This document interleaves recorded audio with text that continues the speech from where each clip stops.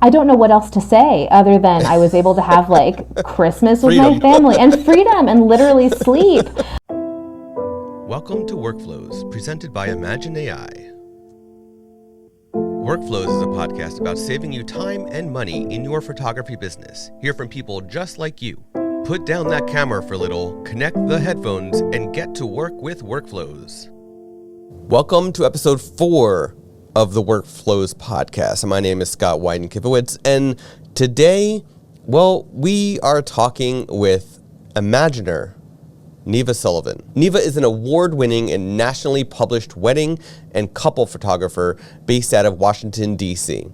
Over the years, Neva has been known for making couples feel loved, celebrated, and natural in front of her camera. Neva believes creating beautiful photos of you and your love should never feel awkward or intimidating. And you deserve a joyful and fun photography experience from start to finish. And as you'll learn from Neva in this episode, she did something really interesting to improve on her workflow. I can't wait for you to learn all about it. So with that, let's tune into my conversation with Neva Sullivan. Hello, Neva. Hi. How you doing? I'm doing great today. How are you? I'm doing well. It's getting cold here. Very, very cold here. So I am bunkered down with my sweatshirt, trying to stay nice and cozy. Yes, I live in DC, and we had an unseasonably warm Christmas day, which was nice, but now it's cold again. So yeah, that's for sure. Are you going to be at Imaging USA? I'm not. That's in National Harbor, right? Yeah. I might have to. I will be there walking around, hanging out. If you do show up at Imaging USA, please look for me. I will be around. It'd be nice to meet in person. So my first question to you is, what is one thing that you do for the photographic process that saves you time? Yeah, that's a really, really great question, not to kind of start talking about imaging right off the bat. But so I've had my business for 4 years now, and I'm honestly always looking for ways to create more efficiencies in the process, and obviously things like now having a mirrorless camera, having workflows, not to shout out the name of the podcast, but having things in process like that always are great. But honestly, this holiday season, and I'm sure all of your listeners and anyone in your network knows this as a photographer, but this year has been crazy. So trying to find any place where efficiencies can be tighter has been great. And honestly, finding an AI editing software has been a game changer for me. I did not have an in-person editor. I've always been a control freak about my own images. So I had been historically hesitant to outsource that part of my business to anyone. Because before you get into editing though, what about just the photographic wise? So like you mentioned, switching to mirrorless, right? So that's a big change, right? I made that change. A lot of photographers have made that change. So that's a pretty biggie. Have there been any other, related to actually picking up the camera, using the lights, anything that in that sort of workflow that has been a game changer for you in the photographic process? It's going to be an unintuitive answer. For me, I've historically been an overshooter. So I would always leave weddings with 6,000, sometimes 7,000 images, which is a problem if your job then is to go through and call all of them and kind of get the ones you like and not have duplicates and things in there. But for me, I don't know if you know this about me, but I'm a film shooter. So about 3 years ago, I adopted film into my process, and that really, really slowed me down, which is a little bit unintuitive. So having a limited number of shots per roll instead of having an infinite number of times I could click my camera and then coming home with multi-thousands of images to go through, that has been honestly a huge kind of time saver for me, because it taught me how to really the computers on your camera are great, but they can often lead to inefficiencies as well, because you can just rely on being able to click your camera and see the image immediately and then just Right. get as many different shots as possible and then just find the ones you want afterwards, which creates a lot more work for you. So for me, I adopted film into my process a few years ago, and it taught me to think about composition differently, to think about lighting differently, to think about how can I slow down and be more effective with less shots. So now, I'm coming home with 2,000 digital images, and also, my film to send off to my development company that I like to use. But that was honestly in camera in terms of things that have been really helped both my art and my efficiency. Adopting film into my process has been fantastic, which I don't know if is an answer you were thinking would.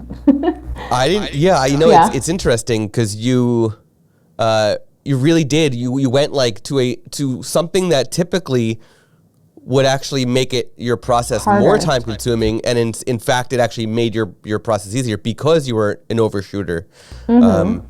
I used to have that issue as well, and the way I solved it was by using smaller memory cards and only bringing with me a certain amount of small 64 memory instead cards. of 128. That's a really great idea. I used to shoot on, I had a 256 gigabyte memory card that it was a safety zone for me. And now I've weaned myself down to 64, which is great. Because now with mirrorless, with the Canon the R6, I can now get away with shooting on smaller cards because my files are smaller. But yeah, that's a great tip. Yeah, that's cool. It's not too often that you hear. I mean, film has made a comeback in some ways, and not nearly as it obviously as it used to be. But it's these days it's still very rare that you hear people purposely switching to film, for the business. A lot of times it's like I'm doing it for fun. Yeah. It's not typically. It started for fun. It started for personal photography, but it helped me in my editing too. Again, I'm sure anyone who's listening to a photography podcast knows there's millions of ways you can edit your photos, and you can really get paralyzed by the over analysis of it. I know I used to do that. Editing for me was historically a laborious process because I would always second guess everything I was doing. When I was able to anchor my images and my editing style to my film images, that just gave me a clarity of process. It gave me a clarity of art as well. It really honed me in, and I was able to see, yes, this is what I want my art to be. This is what I want my art to, this is how I want to edit my photos. And it gave me a lot of clarity. So yeah, sometimes the answer is just finding something that is antiquated or feels antiquated, but really does force you to be more intentional in how you shoot, and also in turn how you edit. That's really what happened for me. So yeah, it's cool. It's a really cool thing that you've done, and you made it work for yourself, which is even more important. So the next thing is related to this. Is what is one thing you've done for your business that has saved you time or money? Hiring an accountant. Nice. Honestly, yeah, it's a good one. It's a good one. Yeah, I am. A lot of us in the photography space come to it from an artistic background and a creative background, and really wanting to invest in being an artist again. And that's primarily why I started my business. I come from an events background, so I had been in private business for a long time, and this was my creative side hustle that just turned into a snowball thing. That's great, and I love it, but I am not a businesswoman. So for me, kind of navigating the waters of how do I have a legal business? How do I pay my taxes? How do I do all of these things? What is sales tax and how does it apply to me? All of that stuff that I'm not an expert on. The business related things were where I first made investments in terms of outsourcing. So I wouldn't have to take all of my time to, answer the question, am I compliant in the state that I'm operating in? Right. So hiring an accountant, making sure that it's someone who obviously was knowledgeable about a creative business, not just any old, accountant, really was helpful for me. And adopting obviously like a legitimate bookkeeping software that's not just a Google spreadsheet. So I use QuickBooks too. So for my business, hiring someone or outsourcing my compliance and my tax stuff to someone who really is knowledgeable and knows what they're doing and is able to answer my questions was not only a time saver, but also I can sleep better. You know, I also started with the whole spreadsheet thing back in the day. Yeah. And then the moment I started working with an accountant, I was like, yeah, QuickBooks can be a little confusing at times. Yes. But the fact that your accountant can literally log into your QuickBooks account from their house and do what they need to, Yes. it's brilliant. So it's amazing. I could not recommend it anymore to anyone who's on the fence. awesome. So moving on to editing, what is one thing that you do for editing that has saved you time? Adopting imaging. It's been great. Again, like I mentioned at the top, I was always historically very hesitant to farm out, quote unquote, part of the creative process to someone or something who wasn't me. So I had dabbled around with editors before, and I found that maybe it's just through my own control freakiness, I always just love to retain the control over my own images. So I actually had a photographer friend recommend getting in with an AI software, and she was using Imagen at the time. And I just thought it was honestly too good to be true. And I'm sure that's not something that you haven't heard before. But, you know, outsourcing a lot of the creative process to something who is not a human can be scary. But honestly, kind of, it's been like it's been a really eye-opening process being able to teach the software how I edit and knowing that it's not just a preset. That's what I was always afraid of, is having someone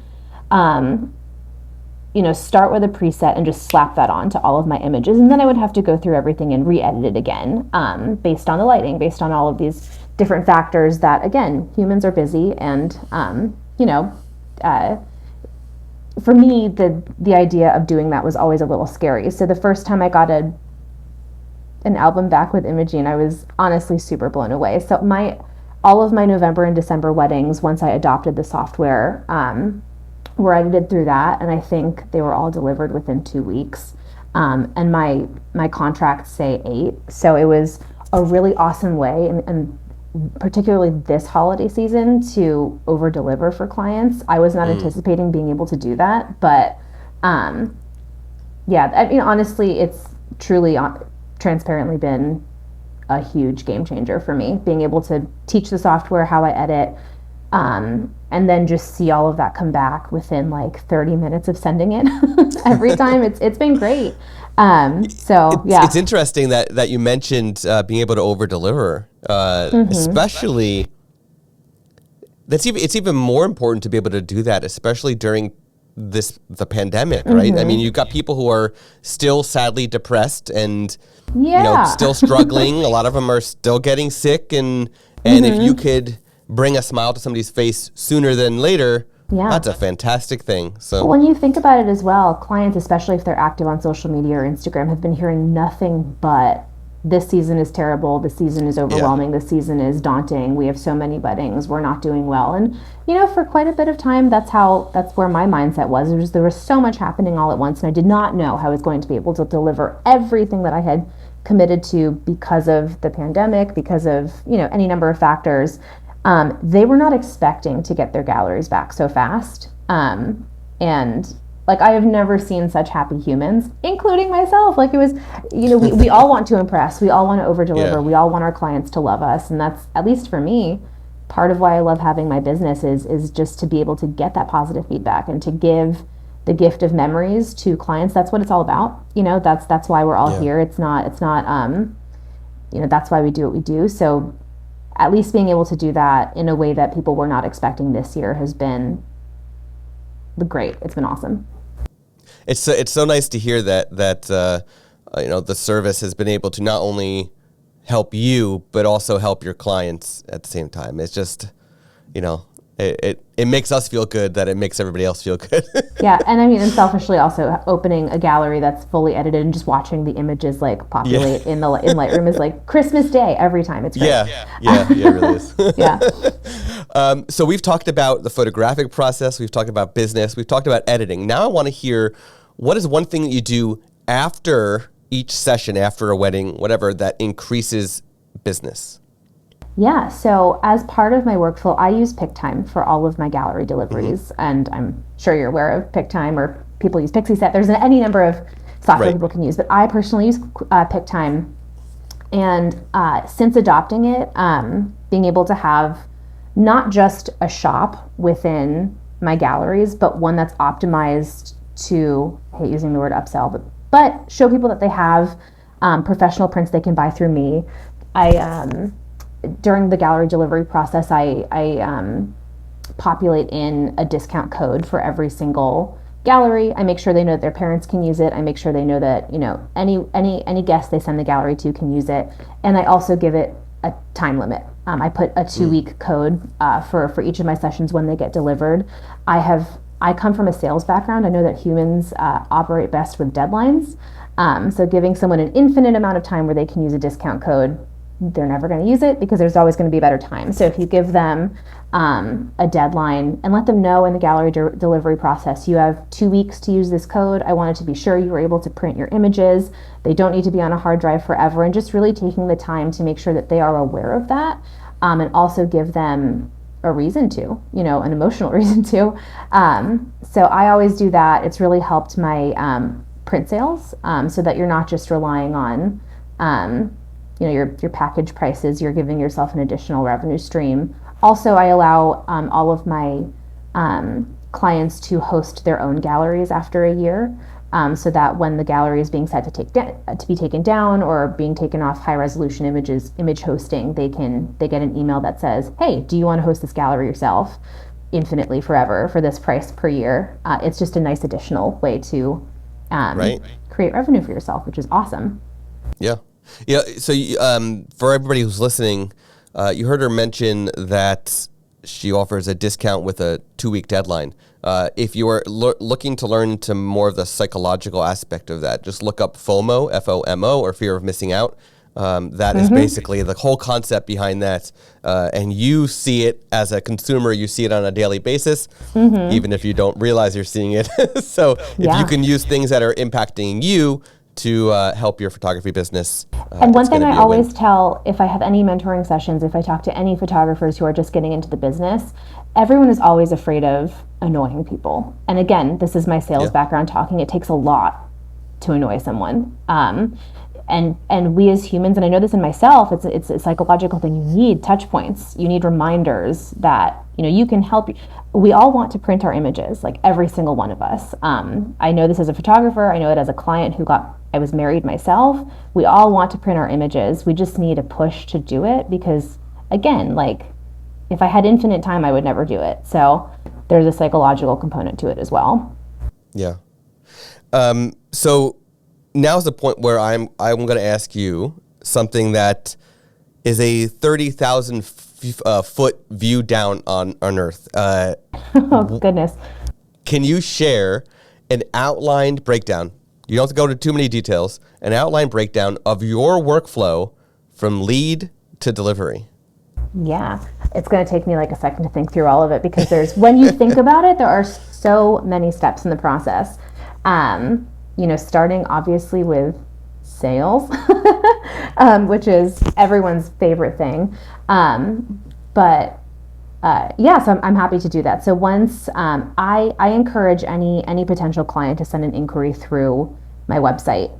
I do a lot of work to make sure that my website gets seen by potential clients, obviously with SEO and blogging and all of that stuff, but I encourage people not to DM me through social media. I want a central location where all of my inquiries live. So I use HoneyBook for my CRM software. I'm sure that's not going to be a foreign concept or a new thing for anyone listening, but once I get an inquiry through my website, it automatically goes into HoneyBook. I know if I have a wedding or session on the date that's being inquired about. So right off the bat, I'm able to send an initial email to the potential client. I have, obviously automations within that system. So if I don't hear back within 2 days, I'll follow up. And then if I don't hear back 5 days after that, I'll follow up again. But once we set up a Zoom session, so I like to meet virtually face-to-face with all of my potential clients. My backbone of my business is experience and a personality match between myself and my clients. So I want to set that up and make sure that we are creating a relationship right off the bat. So I'm a big component of meeting face-to-face, getting a sense of who they are. They're not just vetting me, I'm also vetting them. I have a certain amount of dates per year that I allow myself to do this, and I want to work with good people. So there's quite a bit of that initial meeting where we're just getting a sense of personality fit, seeing if we want to move forward. Once clients move forward, I don't know if this might be super granular, but yeah, contract, have a contract, 40% retainer, all of that fun stuff. Once a client books, I have a bunch of planning materials I like to send to them, again, creating that experience right off the bat. I have a whole wedding planning guide that I've digitized, basically answering any questions that I'm going to get in the next 10 to 12 months.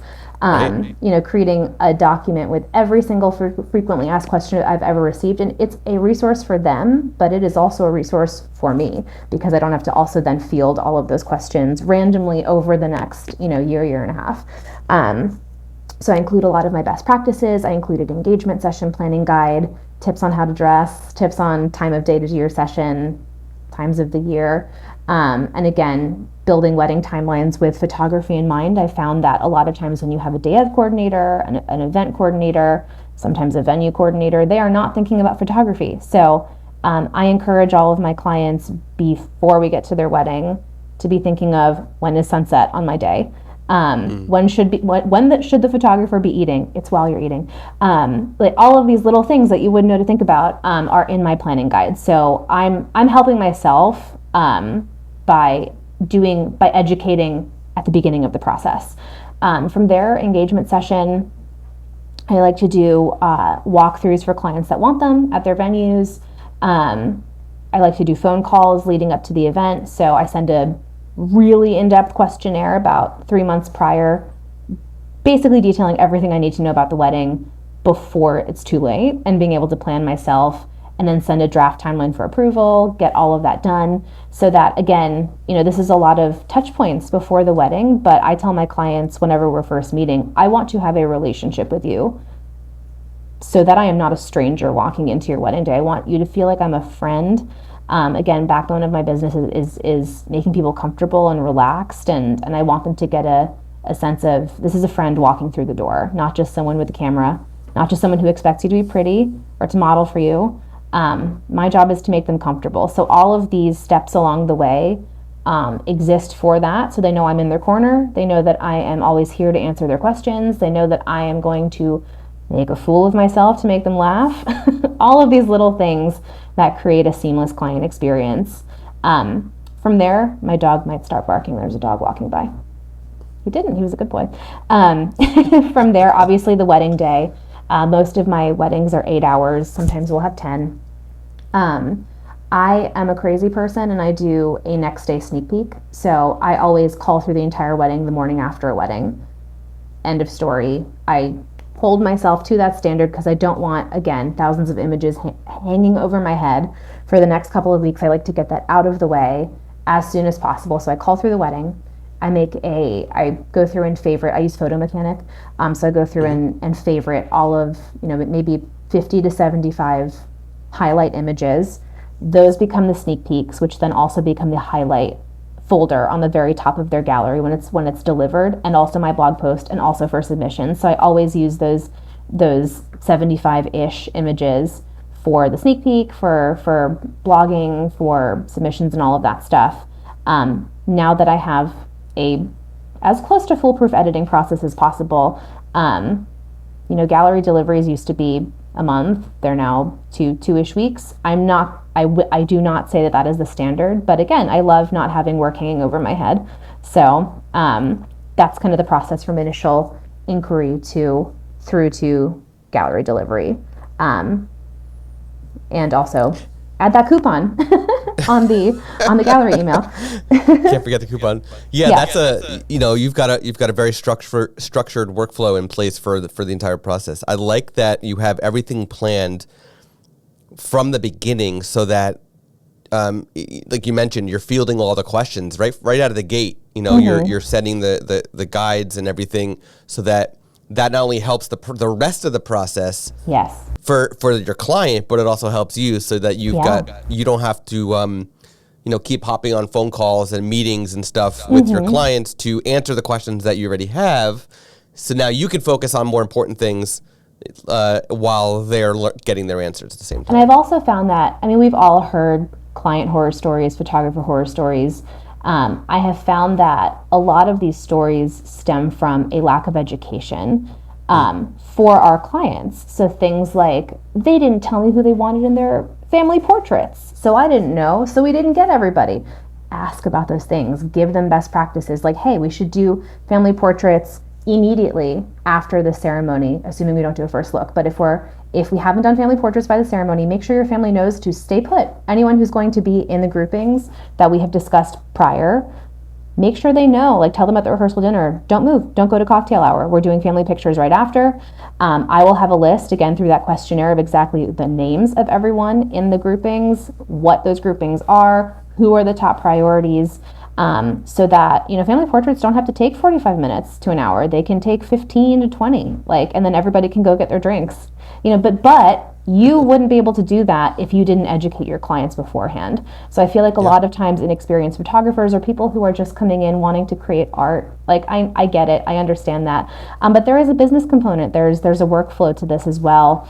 And really taking the time to ask yourself how you can help your clients so that they can in turn help you, so you're not scrambling at the end of the day, is huge. So do a lot of that beforehand and figure out what you want to tell them, what you want to teach them, so that they're meeting you in the middle, essentially. Yeah.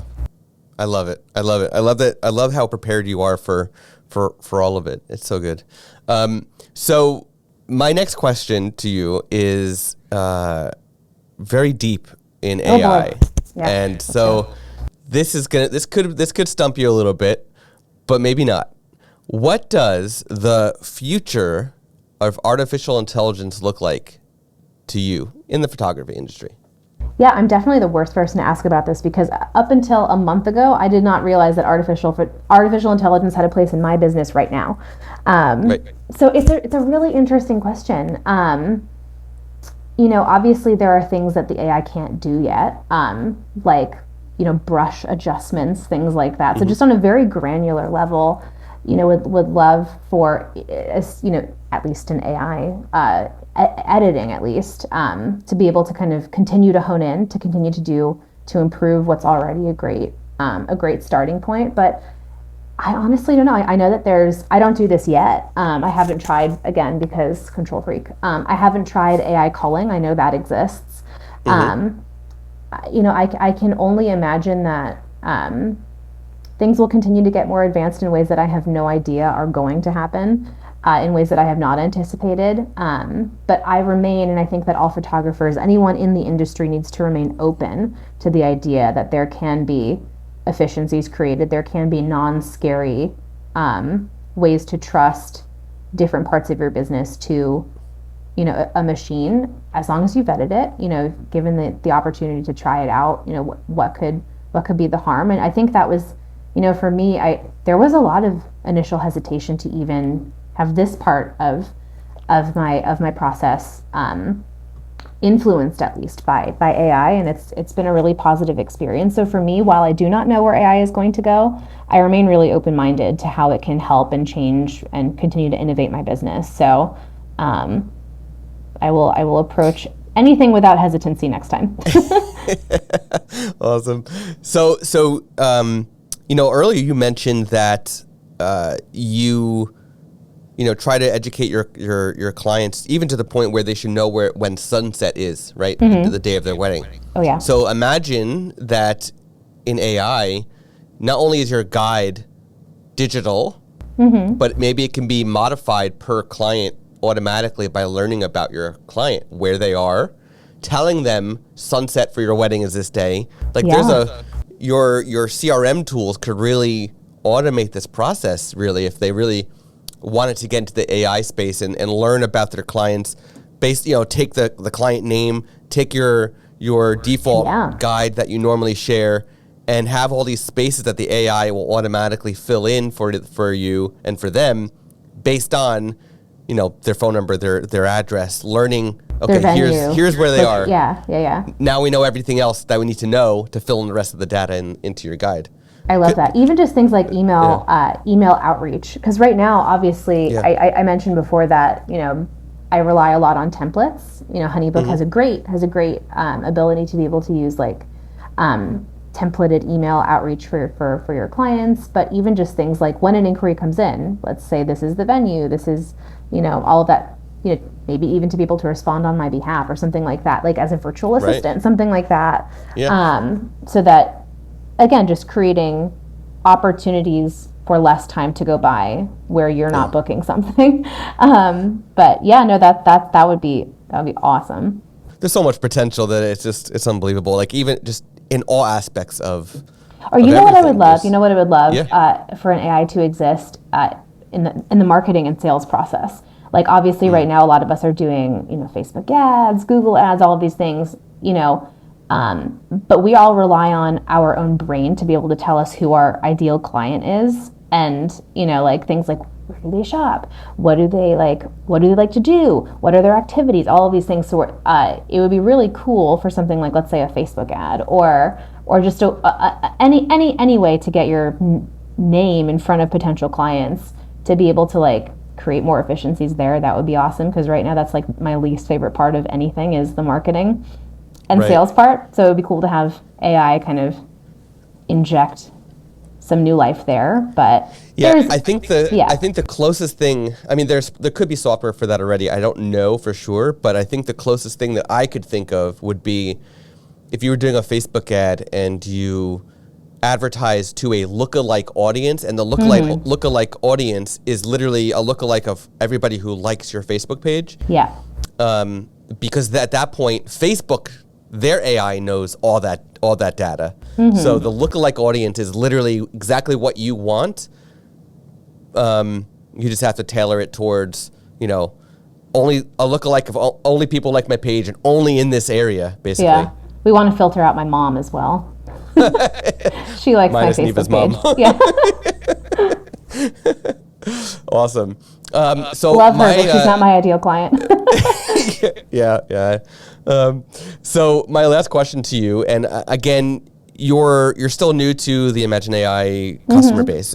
You've only been using it for a little bit amount of time, but how? And you've touched on this a little bit during this conversation, but how has imagen-ai impacted your life?